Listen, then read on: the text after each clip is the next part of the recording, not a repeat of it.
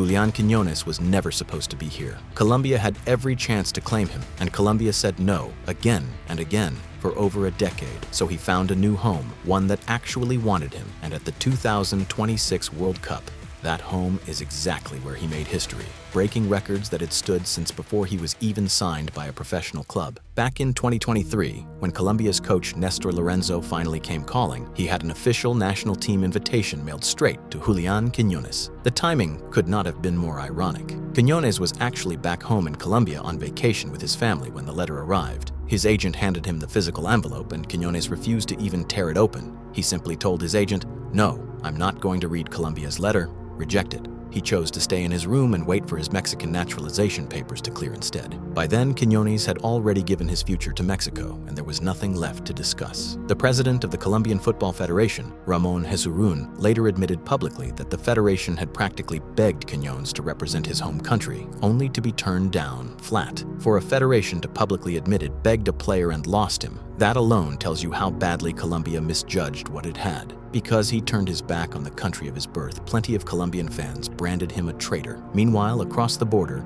Mexico embraced him as a national icon. Same player, same decision, two completely opposite receptions. That contrast alone tells you how differently these two countries valued him. To understand why Julián Quiñones walked away so easily, you have to go back to where he came from. Primero me gustaría preguntarte cómo es que te empezaste a enamorar de México. México a mí me ha dado todo, mi paz mental, me ha dado toda la tranquilidad que algún día soñé, ¿no? Y creo que la mejor forma de agradecer a México es representándola, ¿no? Y en mi corazón siempre lo he sentido. Entonces, cuando me llega la oportunidad, obvio también me llegó la de Colombia. Cuando me llega la de Colombia, yo estaba de vacaciones con mi familia, de hecho estaba en Colombia, me llega la carta y dice mi representante la carta y le dije, no, yo no voy a ir a la de Colombia. He was born in Magui Payan, a small town in southwest Colombia, one of the poorest and most overlooked corners of the entire country. Basic infrastructure was scarce, opportunity was almost non-existent, and for a lot of young men growing up there, the choices in front of them were brutally limited. Quiñones has said openly that if football hadn't worked out for him, he isn't sure what path his life would have taken instead. Football wasn't just a dream for him, it was survival.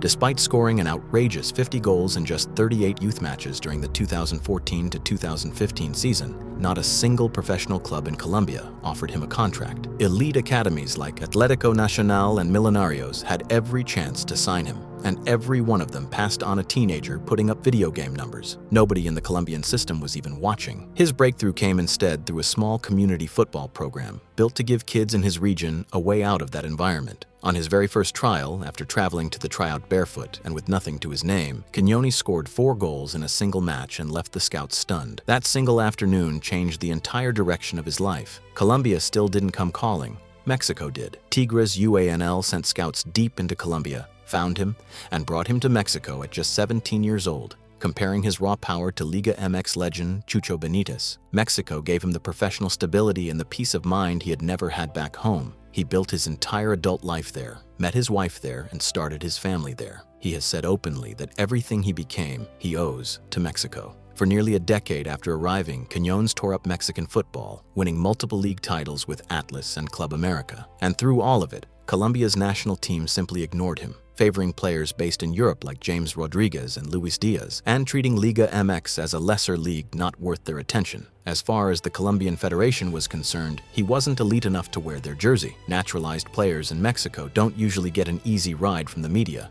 and Quinones was no exception. Respected pundits publicly dismissed him before his international debut, calling him an opportunist who wasn't good enough for Colombia in the first place. Julián, llega el momento de los rumores, ¿no? Que si Colombia, que si México. Primero me gustaría preguntarte cómo es que te empezaste a enamorar de México.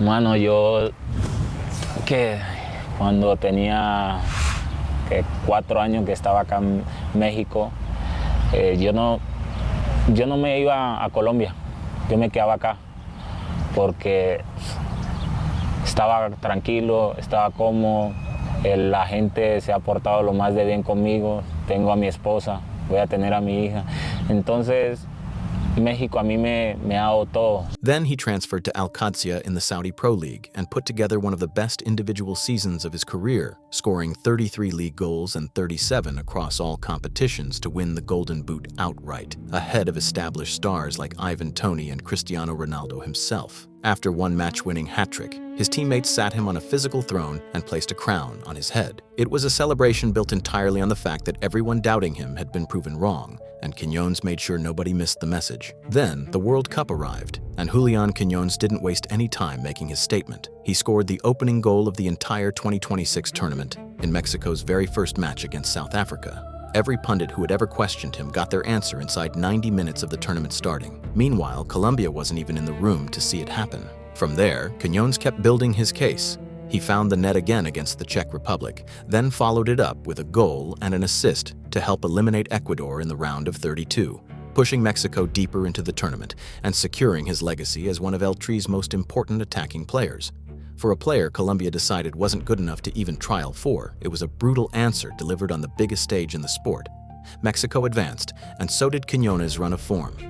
2 matches, 2 goals, 1 assist, and momentum building straight into the next round where England were waiting. And then came the match against England, and Julián Quiñones turned in a performance that will be remembered for years. In the 42nd minute, he struck a superb volley into the net, his 4th goal of this World Cup. To put that goal in context, Javier Chicharito Hernandez built his entire international legacy on scoring in big moments across multiple World Cups, and Luis El Matador Hernandez became a Mexican folk hero for his goal-scoring runs in the 1990s. These are 2 names every Mexican football fan grew up idolizing. And with that single volley against England, Julián Quiñones officially tied both of them as the joint all-time leading scorer in Mexican World Cup history. 3 different eras, 3 different journeys to the national team, and now 3 names sitting at the very top of the list together. That goal also made him the first Mexican player in history to score in 3 consecutive World Cup matches, finding the net against the Czech Republic, then Ecuador, then England, one after another without missing a beat. No Mexican player across nearly a century of World Cup history had ever managed that kind of consistency in front of goal. Not Hugo Sánchez, not Cuauhtémoc Blanco, not either of the Hernandezes he had just tied. ¿Cómo te sientes esos días? Bien, la verdad, muy contento, ¿no?